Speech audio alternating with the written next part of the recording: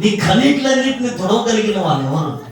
ఆ మధ్య ఒక ప్లాట్ఫారం మీద, రోడ్ ప్లాట్ఫారం, ఫుట్పాత్ ప్లాట్ఫారం మీద ఒక బట్ట పరిచి, క్లాత్ బట్ట పరిచి, ఆ బట్ట మీద ఒక పసిపిల్ల, చిన్న బిడ్డ,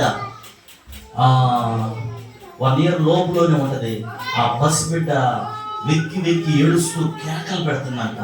ఆ తల్లి ఎటు వెళ్ళిపోయిందో ఆ బిడ్డని వదిలేసి ఆ ప్లాట్ఫారం మీద వెళ్ళిపోయింది.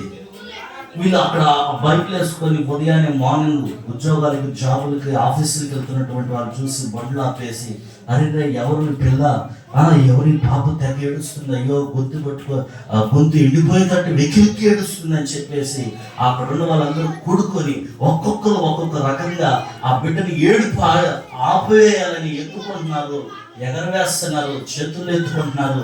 వాళ్ళ దగ్గర ఉన్న తీసుకున్న తాళం చేతులతో శబ్దం చేస్తున్నారు. అయినా కానీ ఆ పిల్ల ఏడుపు ఆగట్లేదు, ఏడుస్తూనే ఉంది. అందరూ అనుకుంటున్నారు, ఏ పాపిష్టి తల్లిలో కనీసం ఇక్కడ పెట్టేసి వెళ్ళిపోయింది. కన్న బిడ్డ బాధను తెలుసుకోకుండా, కనీసం కన్న బిడ్డ వేదన తెలీదా, కన్న బిడ్డ పడే కష్టం తెలీదా, వేదన తెలీదా, ఏడుపు తెలీదా? ఏ పాపిష్టి తల్లిలో, ఎంత కసాయి తల్లి అయితే మటుకు తన బిడ్డను పట్టించుకోకుండా ఉంటుంది, తన బిడ్డను క్షేమాన్ని కోరకుండా ఉంటుందని ఒక్కొక్కరు ఒక రీతిగా మాట్లాడుతూ ఆ బిడ్డని ఏడుపు మానిపిద్దామని ప్రయత్నిస్తున్నారు. కానీ ఆ అమ్మాయి వెక్కి వెక్కి ఏడుతూ ఉంది, ఆ చిన్న పాప.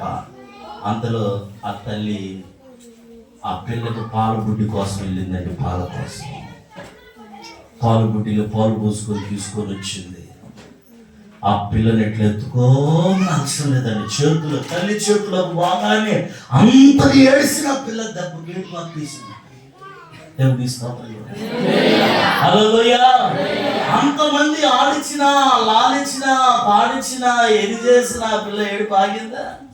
ఆ పిల్లకు తెలుసు ఎక్కడ ఏడుపు తన ఏడుపు ఆగిపోతుందో, ఏ తల్లి చెయ్యైతే స్పర్శ కలిగిందో, ఏ తల్లి ముఖం అయితే చూసిందో, ముఖం చూడండి ఒళ్ళో పోదని వెంటనే తన ఏడుపును ఆపేసింది. మీకు ఒక విషయం చెప్పనా? తల్లి మరిచినా, తండ్రి విడిచినా నేను మరువనన్న దేవుడు యేసు ప్రభువు.